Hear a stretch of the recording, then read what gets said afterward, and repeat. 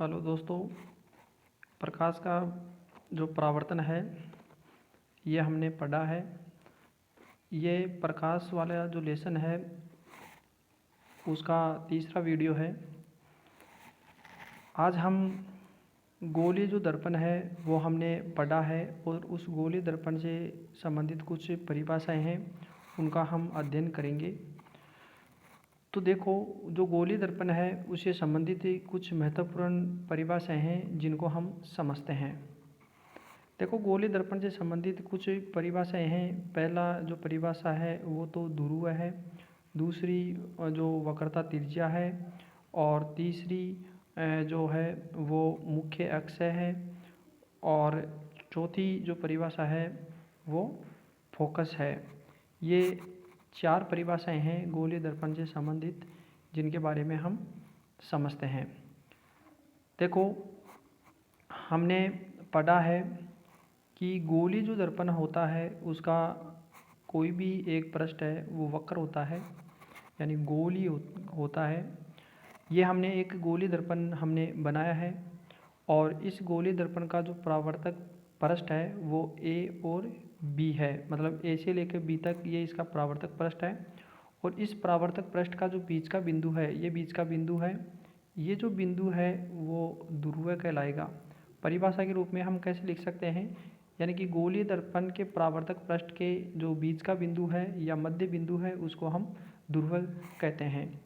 दूसरा है वक्रता केंद्र और वक्रता त्रिज्या। देखो, इस गोलीय दर्पण को हमने, ये जो कांच का गोला था उससे हमने इसको काटा है और इस कांच के गोले का जो बीच का बिंदु है ये है।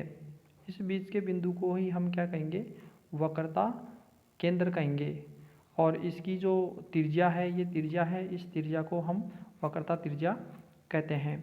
परिभाषा के रूप में हम कैसे लिखेंगे इसको, गोलीय दर्पण को जिस कांच के गोले से काटा हुआ माना जाता है उस कांच के गोले के केंद्र बिंदु को वक्रता केंद्र कहते हैं तथा उसकी जो त्रिज्या है उस त्रिज्या को हम वक्रता त्रिज्या कहते हैं।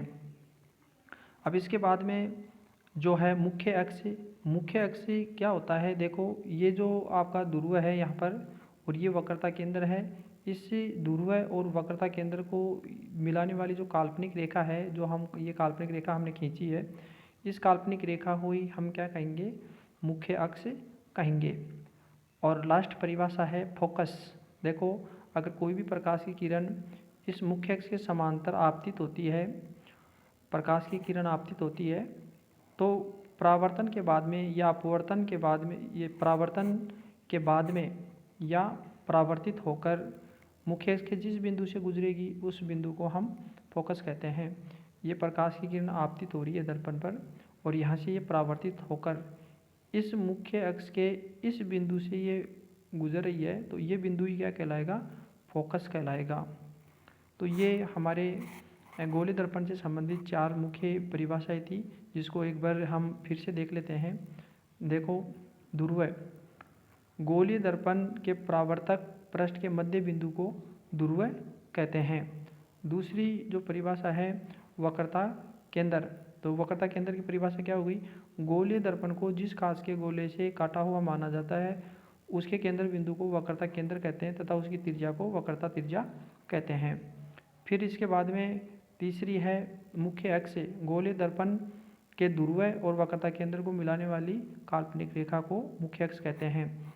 तीसरी इसकी परिभाषा फोकस, मुख्य अक्ष के समांतर आने वाली प्रकाश की किरण दर्पण से परावर्तन के बाद में मुख्य अक्ष के जिस बिंदु से गुजरती है उसको हम फोकस कहते हैं। इस प्रकार हमने गोलीय दर्पण से संबंधित जो चार परिभाषाएं थी चारों हमने समझा है। फिर इसके बाद में अगला जो पॉइंट आता है कार्तिक चिन्ह परिपाटी। देखो, कार्तिक चिन्ह परिपाटी है, ये हम जो भी न्यूमेरिकल के क्वेश्चन निकालेंगे उसमें बहुत ही महत्वपूर्ण है ये, तो इसको भी हमें समझना ज़रूरी है। देखो, एक बात तो हमें ये समझना है कि जो उत्तल जो दर्पण होता है, उत्तल जो दर्पण है उसकी फोकस दूरी है वो धनात्मक होगी और अवतल जो दर्पण है उसकी फोकस दूरी ऋणात्मक होगी। एक बात तो ये हो गई। दूसरी बात, हम ये जानते हैं कि ये हमारा कोई गोलीय दर्पण है और इसका ये यहाँ पर ध्रुव है। गोलीय दर्पण से सभी दूरियाँ, इधर की दूरियाँ चाहे इधर की दूरियाँ, सभी दूरियाँ हैं वो ध्रुव से ही मापी जाती हैं। दूसरी बात, इस गोलीय दर्पण के जो सामने कोई भी वस्तु रखी जाती है या इधर की जो दूरियाँ हैं वो ऋणात्मक होगी और इधर की जो दूरियाँ हैं वो सारी की सारी धनात्मक होगी। इस गोलीय दर्पण का जो मुख्य अक्ष है, इस मुख्य अक्ष के ऊपर की जो ऊंचाई है, जो भी ऊपर की ऊंचाई होगी वो धनात्मक होगी और नीचे की जो ऊंचाई है वो ऋणात्मक होगी। तो ये भी हमें ध्यान में रखना है। हम दर्पण के सामने अगर कोई भी वस्तु रखेंगे तो उस वस्तु मतलब ध्रुव से उस वस्तु की दूरी को हम u मानते हैं। तो जो भी न्यूमेरिकल का क्वेश्चन होगा उसमें u का जो मान है वो ऋणात्मक हमें लेना है, क्योंकि दर्पण के सामने ही सभी वस्तु रखी जाती है, तभी उसका प्रतिबिंब दर्पण में बनेगा। इसलिए ये कार्तिक चिन्ह परिपाटी है, ये समझना बहुत ही आवश्यक है। अब इसके बाद में गोलीय दर्पण से जो प्रतिबिंब निर्माण का जो किरण चित्र हम बनाते हैं, उस किरण चित्र बनाने के लिए हमें कुछ नियम ध्यान में रखना है। वो नियम क्या है? पहला जो नियम है ये है, देखो ये हमारा अवतल दर्पण है और ये हमारा उत्तल दर्पण है। तो हमें पहला जो नियम समझना है, देखो जो भी प्रकाश की किरण मुख्य अक्ष के समांतर आ रही है वो परावर्तित होकर हमेशा फोकस से ही गुजरेगी। एक बात तो ये ध्यान में रखनी है। अवतल दर्पण में तो हमेशा फोकस से गुजरेगी और उत्तल दर्पण के अंदर जो भी प्रकाश की किरण आएगी वो हम जानते हैं ये प्रकाश को फैलाता है, लेकिन ये पीछे से हमें आता हुआ प्रतीत होता है। इसलिए हम ये कह सकते हैं कि मुख्य अक्ष के समांतर आपतित प्रकाश की किरण परावर्तन के बाद हमेशा फोकस से गुजरती है। फोकस से गुजरती है ये तो अवतल दर्पण में, और गुजरती हुई प्रतीत होगी वो है उत्तल दर्पण में। दूसरा इसका जो नियम है वो ये है, देखो अवतल दर्पण के फोकस से गुजरकर अगर हम ये मानते हैं कि ये हमारा जो गोलीय दर्पण है और ये ध्रुव है और ये इसका मुख्य अक्ष है और यहाँ पर हम मान लेते हैं फोकस है। अगर कोई प्रकाश की किरण फोकस से गुजर कर दर्पण पर आपतित हो रही है, ये फोकस से गुजर कर दर्पण पर आपतित हो रही है, तो अपवर्तित किरण है वो मुख्य अक्ष के समांतर हो जाएगी। ठीक है। इसी प्रकार हम अगर इस उत्तल दर्पण की बात करें, उत्तल दर्पण में ये मुख्य अक्ष हो गया और इधर वाला जो है फोकस है वो यहाँ मान लेते हैं और इधर वाला यहाँ पर है। अगर कोई प्रकाश की किरण इस प्रकार आ रही है तो हम जानते हैं कि ये प्रकाश को फैलाएगा, तो ये हमें पीछे से आती हुई मतलब फोकस से आती हुई प्रतीत होगी, लेकिन ये इधर मतलब इस प्रकार ये मुख्य अक्ष के समांतर हो जाएगी। तो हम ये देख लेते हैं, अवतल दर्पण से फोकस से गुजरकर दर्पण पर आपतित प्रकाश की किरण परावर्तन के बाद मुख्य अक्ष के समांतर हो जाती है, तथा उत्तल दर्पण के फोकस की ओर जाने वाली प्रकाश की किरण परावर्तन के बाद मुख्य अक्ष के समांतर हो जाती है। यहाँ पर ये दोनों हम चित्र देख सकते हैं, ये आपका अवतल और ये आपका उत्तल दर्पण। ये प्रकाश की किरण फोकस से गुजर रही है, दर्पण पर आपतित हो रही है और ये मुख्य अक्ष के समांतर हो गई। ये मुख्य अक्ष था, इसके समांतर ये दो हो गई। इसी प्रकार ये प्रकाश की किरण आपतित हो रही है और ये पीछे से मतलब फोकस से आती हुई हमें प्रतीत हो रही है और ये इस प्रकार इस मुख्य अक्ष के समांतर हो गई है। तो ये दो नियम हो गया। और जो तीसरा जो नियम है वो ये है कि अगर कोई प्रकाश की किरण, जैसे ये कोई दर्पण है हमारा गोलीय दर्पण है और ये हमारा उत्तल गोलीय दर्पण है, ये प्रकाश की किरण वक्रता केंद्र से गुजर रही है और फिर दर्पण पर आपतित हो रही है, तो ये जिस दिशा में गई थी उसी में वापस लौट आती है। मतलब गोलीय दर्पण से वक्रता केंद्र से गुजरने वाली प्रकाश की किरण परावर्तन के बाद उसी दिशा में वापस लौट जाती है। ये इधर देख लो, ये इधर आई और वापस उसी दिशा में लौट गई है। तो ये दो जो 3 नियम हैं, ये 3 नियम हो गए। और चौथा जो है ये है कि अगर कोई प्रकाश की किरण, जैसे यहाँ पर ये आपका गोलीय दर्पण है और इसका ये मुख्य अक्ष है, और इस मुख्य अक्ष के ये यहाँ पर ध्रुव हो गया और कोई प्रकाश की किरण इस प्रकार सीधी ध्रुव पर आ रही है, इस प्रकार ध्रुव पर आपतित हो रही है, तो ये ध्रुव पर आपतित होगी तो जो ये कोण बनेगा इसका, उतना कोण बनाती हुई ये इस प्रकार परावर्तित हो जाएगी। मतलब कहने का मतलब ये कोण और ये कोण दोनों बराबर होगा। कहने का मतलब ये 30 डिग्री है तो ये भी 30 डिग्री होगा। इस प्रकार ये बराबर कोण बनाती हुई परावर्तित होगी, चाहे अवतल दर्पण हो चाहे उत्तल दर्पण हो, दोनों में ये एक ही कंडीशन है। अब अवतल दर्पण से जो प्रतिबिंब निर्माण का जो किरण चित्र बनता है, उसकी बिंब की स्थिति, उस प्रतिबिंब कहाँ बनेगा और प्रतिबिंब कैसा बनेगा और उसका आकार क्या होगा, ये हम इस सारणी से हम समझ सकते हैं। देखो, ये बिंब की स्थिति है और ये प्रतिबिंब की स्थिति है, और ये प्रतिबिंब की जो प्रकृति है वो है, और ये इसका आकार है, प्रतिबिंब का आकार है। अगर वस्तु को या बिंब को हम अनंत पर रखेंगे, जो प्रतिबिंब है वो फोकस पर बनेगा, और हम अवतल दर्पण से जो प्रतिबिंब निर्माण का किरण चित्र बनाएंगे उससे 6 कंडीशन है। 6 कंडीशन में से 5 कंडीशन में प्रतिबिंब की प्रकृति है वो समान रहेगी, मात्र एक ही कंडीशन ऐसी है जिसमें प्रतिबिंब आभासी और सीधा बनेगा। अगर वस्तु को अनंत पर रखेंगे प्रतिबिंब फोकस पर बनेगा, वास्तविक उल्टा बनेगा और बहुत छोटा बनेगा। अब यहाँ पर फोकस पर वस्तु को रखेंगे, उल्टा कर देते हैं। देखो, फोकस पर वस्तु को रखेंगे प्रतिबिंब अनंत पर बनेगा, वास्तविक वह उल्टा बनेगा। इस कंडीशन में छोटा बन रहा था तो इस कंडीशन में बड़ा बनेगा। दूसरी, वक्रता केंद्र और अनंत के मध्य हो तो फोकस और वक्रता केंद्र के बीच में प्रतिबिंब बनेगा। वक्रता केंद्र और अनंत, इसको ये भी बोल सकते हैं हम, वक्रता केंद्र से परे हो, जब बिंब वक्रता केंद्र से परे हो तो एक ही बात है। तो प्रतिबिंब फोकस और वक्रता केंद्र पर बन रहा है, वास्तविक उल्टा बनेगा और छोटा बनेगा। अब इसको उल्टा रख लेते हैं कि प्रतिबिंब वक्रता केंद्र और फोकस के बीच में बन रहा है। अब इसको कंडीशन के रूप में ले लेते हैं, वक्रता केंद्र व फोकस के बीच में वस्तु हो। तो अब यहाँ पर पहले वस्तु को यहाँ पर रखी थी तो यहाँ पर बन रहा है, अभी यहाँ पर रखेंगे तो यहाँ पर बनेगा, उल्टा है। वक्रता केंद्र से दूर, वक्रता केंद्र से दूर कह सकते हैं, या वक्रता केंद्र और अनंत के बीच में ये भी कह सकते हैं। वास्तविक उल्टा बन रहा है और बिंब से बड़ा बनेगा। वक्रता केंद्र पर वस्तु को रखेंगे तो प्रतिबिंब भी वक्रता केंद्र पर ही बनेगा, वास्तविक और उल्टा बनेगा। और इस कंडीशन में वस्तु के समान ही, वस्तु जितनी बड़ी होगी प्रतिबिंब भी उतना ही बड़ा होगा। और लास्ट कंडीशन है कि अगर वस्तु को फोकस और ध्रुव के बीच में रखेंगे तो दर्पण के पीछे प्रतिबिंब बनेगा, आभासी और सीधा, और ये बड़ा प्रतिबिंब बनेगा।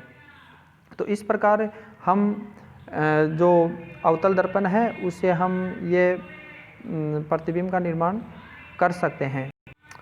अब हम किरण चित्र कैसे बनाए जाते हैं वो हम पढ़ेंगे।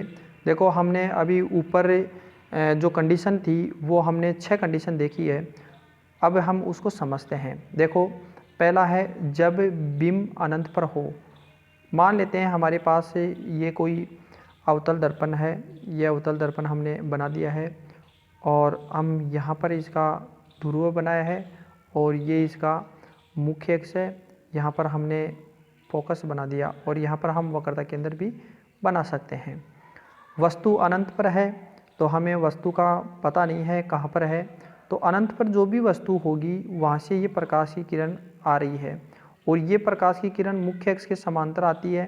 तो हमने इनके नियमों में पढ़ा है कि अगर कोई प्रकाश की किरण मुख्य अक्ष के समांतर दर्पण पर आपतित होती है तो वह हमेशा फोकस से गुजरती है। तो ये प्रकाश की किरण फोकस से इस प्रकार गुजर जाएगी।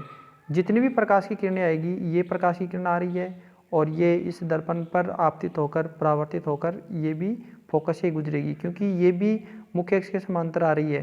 तो यहाँ पर इसका प्रतिबिंब बनेगा, फोकस पर इसका प्रतिबिंब बन रहा है, जो कि हमने यहाँ पर हम इस चित्र में देख भी सकते हैं। एक कंडीशन कंप्लीट हुई। अब इसके बाद में दूसरी कंडीशन है बिंब फोकस पर हो। यहाँ पर तो हमने अनंत पर वस्तु ली थी तो प्रतिबिंब फोकस पर बना था। अब हम क्या कर रहे हैं, उल्टा ले रहे हैं, फोकस पर वस्तु को रख रहे हैं तो प्रतिबिंब अनंत पर कैसे बनेगा। देखो ये हमने वही कंडीशन उसी प्रकार से हम समझाएंगे। ये हमने गोलीय दर्पण लिया है जो कि ये अवतल है, वही इसका यहाँ पर ध्रुव बनाएंगे और ये मुख्य अक्ष खींचेंगे। यहाँ पर हमने फोकस लिया है और यहाँ पर हमने वक्रता केंद्र ले लिया। वस्तु हमें फोकस पर रखनी है तो ये फोकस हमारा, यहाँ पर हम वस्तु को इस प्रकार रखेंगे। वस्तु को रखने के बाद में वस्तु को हम यहाँ पर रखेंगे तो ये वस्तु हमने रखी है यहाँ पर, और